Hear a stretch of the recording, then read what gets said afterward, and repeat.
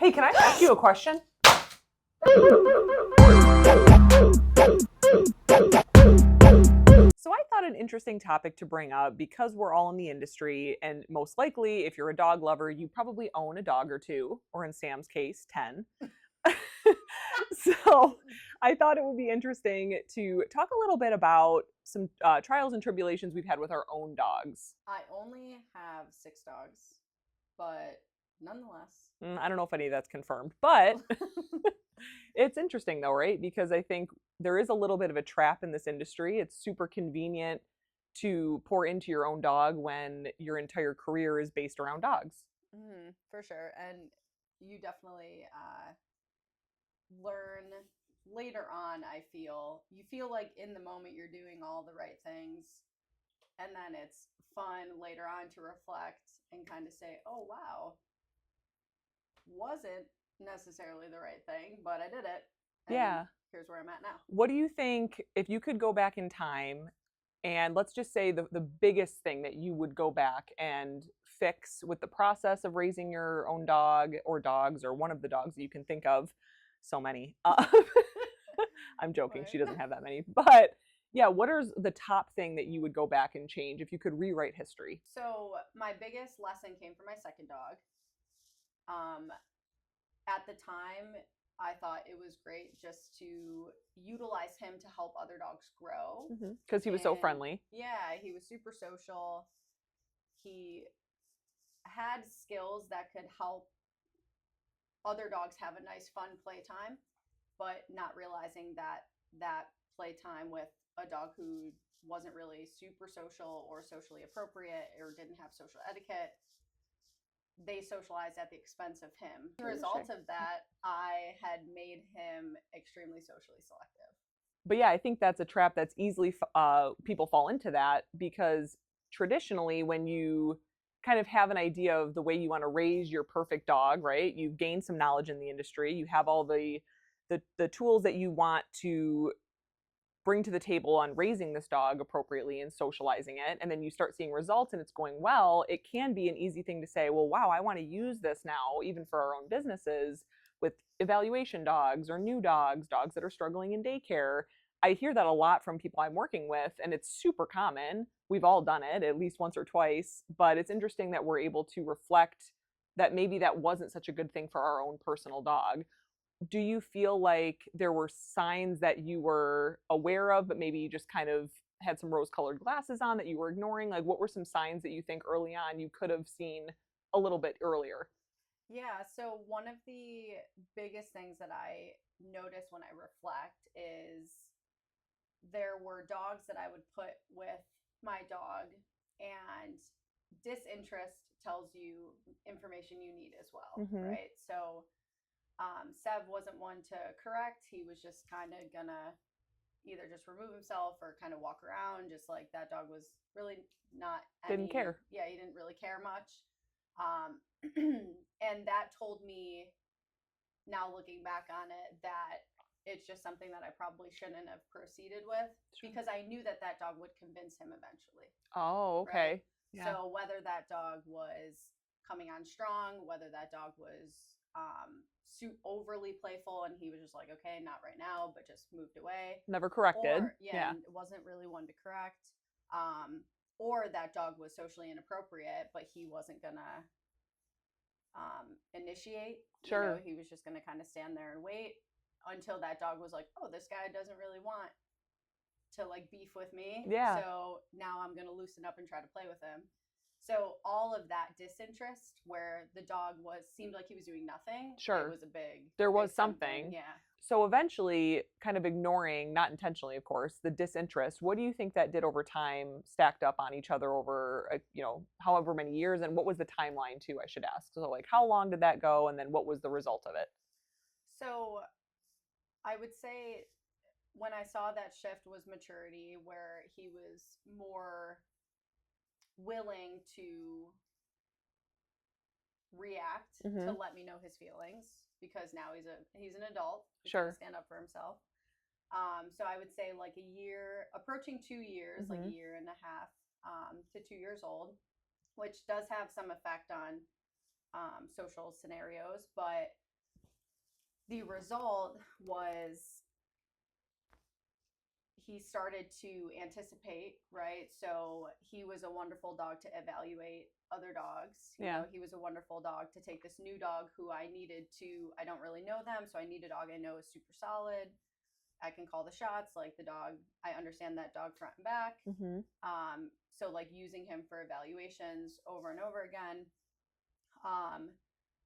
Leading up to that, the dog then starts to become weary or tense, or they anticipate like, oh, they kind of roll their eyes at like, okay, here's this new dog, I wonder what What's in coming store for me. So there's just that anticipation of almost overdoing it when that dog has, again, subtly gave you cues that they really didn't want to do that all the time. Sure. But we were able to do it successfully, so we just kept doing it, you know. And those dogs are few and far between. Yeah, that you absolutely. can help evaluate other dogs, but you overdo it, the dog then starts to anticipate that it's just an uncomfortable scenario for them. Sure. So with the skills he has now, based on his early upbringing, how do you manage him today? So he still has a social skill, okay, right? Where it's not like I created this aggressive dog, sure, you know, and many times you don't, but you then have to grow into someone who is aware of social sensitivities. Because you created them. Sure. Right?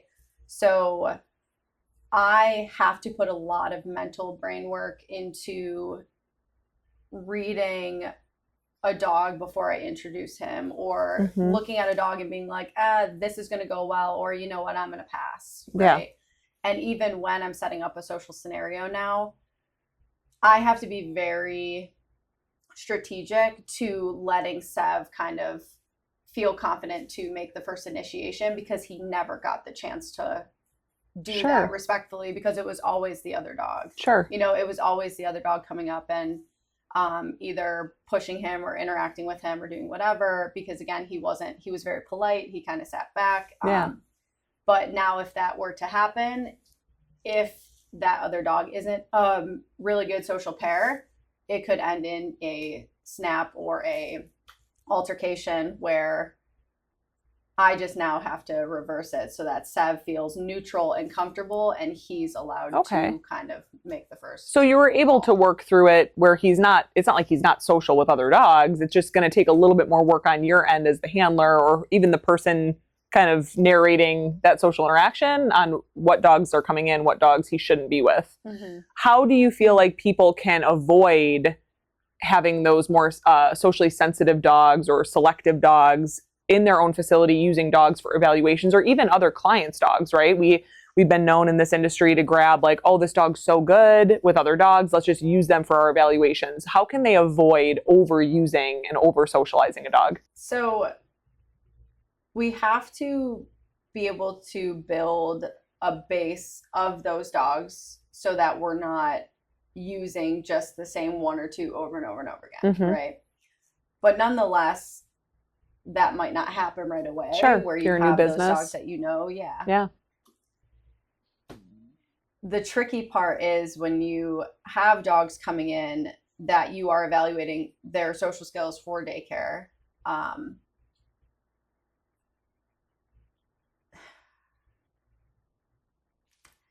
It's a tricky one. So this may be the first time the dog's experiencing a daycare setting or a larger group setting. So we have to show them grace. Because it's new. But we also don't want to show too much grace to expect these dogs or the daycare setting to teach these dogs appropriate skills. Because when we take a dog that comes in and we can already see that they're pretty inappropriate, right? Or they might not have the skills that will lead them to succeed with any sort of stimulation. A group, listening to humans, coming in really overstimulated. We don't want to write all of that off to be like, okay, now we're going to go put them with these dogs who are really equipped and respectful and already had a bunch of skills, where now we're expecting them to teach. And it's just not really fair. So it's not only about collecting those dogs it's about kind of protecting those dogs too. Absolutely. Because daycare isn't necessarily a place for dogs to learn social skills. It is a place for dogs to socialize safely and comfortably. Absolutely. So even though they might learn a thing or two, I can't expect all of the solid dogs that I have to teach dogs who just might not be equipped or have the skills. Because then I run the risk of damaging those dogs' social skills or preferences when all they were doing was just coming to daycare. And I think that's kind of the silent one, right? We always worry, especially during an evaluation, I don't want anything aggressive to happen. I don't want a dog to get bit or a scuffle to break out. But really, there's a silent and a more subtle damage that could happen. And it's that psychological or that socialization damage that we're not really, it's not as obvious, especially in the beginning, in the early years. I can always think back to when Fetch first opened and the things I know now.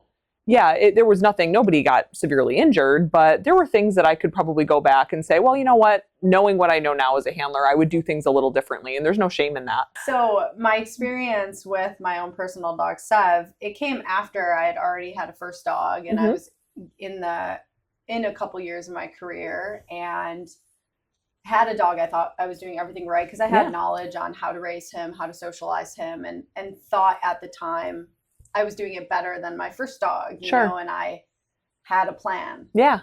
And looking back, there were gaps in that plan and things that I definitely would go back and do a little bit different, even though I thought I had the knowledge. Yeah. When it comes to first dogs, you know, my first wasn't Sev, but first dogs, you usually kind of hiccup a little bit more. Can you agree? Me? No, my first dog was an angel from heaven and I've done nothing wrong. Yeah, no, I can agree with that. You don't know what you don't know. Yeah. But you think you do, which is kind of dangerous, right? Like you're excited for that first dog. Yeah. And your first dog came when you had started in the industry. Not a lot of people know that. Yeah. So I opened the business before I even owned a dog. I was working at a pet's office at the time, loved dogs, always wanted a dog growing up, but never had my own. Open Fetch and Catch with my just love of dogs. And I had worked with them professionally a little bit in a vet setting, completely different. And then I got Quinn, I think 6 months into the business, and was so excited, right? Like how fun. I have this dog daycare I can bring her to. I mean, the stars were aligning and I really felt like this was it. Like, this is the moment I waited for, and I was so excited. So, in your experience, what would you have done a little bit differently? How much time do we have? I love her dearly. But she is a product, and by the way, I should say Quinn is now 11. She just turned 11, which is insane. But looking back over a decade ago, I mean, my goodness, the things I know now, and I can say it with a smile because I know it's not like she's completely ruined by any means, but there are things that are just who she is today because of the mistakes I made. So what would I do different? First and foremost, I would focus heavily on just getting her comfortable in my home. I was so excited to get my dog, right? I had waited, I mean, at the time, over 20 years for my first dog. And when I got her, as most new dog owners do, especially if you have access to a facility, oh my goodness, that's like the worst thing a fresh dog parent could have, because I just assumed you need to come everywhere with me. You need to come everywhere with me. That dog didn't leave my side for more than 5 minutes. And looking back, that was such a mistake. She would sit in my office. I mean, right when we adopted her, she'd go right to my office. I had a baby gate up. Oh, I'm going to socialize her with all these people walking in. Think of that. Yeah. Think of the insanity. I created a reactive dog. I really did. And I didn't know any better at the time. And I think it's important to remember that she was still figuring me out too. So how kind of unfair to say, okay, I know you just met me, but my own excitement got in the way. Here I now put you in an office and you've got to deal with 50, 60 strangers walking by you every 5 minutes for an hour. I mean, that wasn't right. So I would definitely have gone back in time, kept her at my house, done a lot of crate training, and focused on more quality time with her rather than quantity, right? Yeah, we'd spend 23 hours a day together, but it wasn't quality time. She would just be there with me like my car keys. Like she was just coming around everywhere, and I didn't have the time all day to like really focus on quality interactions. It was more just blasting her with them. So I would have definitely ixnayed all that. So you would definitely say you kind of overdid it in some capacity. Every capacity, right? Yes. So I feel as if there are many areas in which we can overdo it. Even though our intentions are good. Absolutely. Right? So what you thought was socializing was kind of flooding. Yeah, absolutely. And overdoing it for that specific dog. And many dogs in general, having that balance or creating that balance is super important. So whether you're new to the industry or have experience in the industry, it's important to recognize what to avoid overdoing. Yeah. Whether it's frequency of visiting, right? So in Quinn's case, going every single day, not having that downtime or that secret time to just kind of figure out herself. In Sev's case, overdoing it socially, right? With actual social interactions or overdoing his tolerance, right? It's very important to become aware of the areas in which we can overdo it, and we don't recognize that until we get the product, right? Oh, sure. You should have seen the shock on my face when Quinn started to be reactive. I was like, what? Now, what in the world is going on here? As if I didn't just create it. Yeah. But looking back, it's so clear, right? And that is how you learn. I mean, if I did this again with another dog, people would have to question what the heck I'm doing. But I know now what I know, which is good to recognize the mistake doesn't have to be made in vain. You're progressing your career and you're furthering your knowledge on what not to do. Yeah. The trauma for me comes when I get social media memories. Oh, sure. Of videos of Sev playing or dogs playing with Sev, and the entire time I will watch it just like, oh, buddy.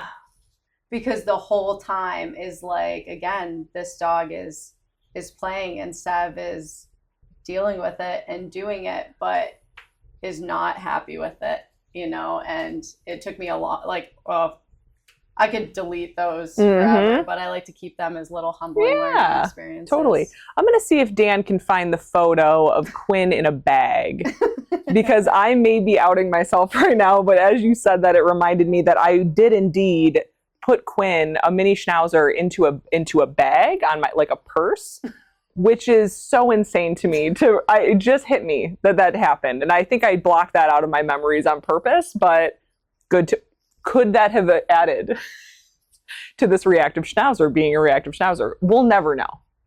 We'll never know. None related.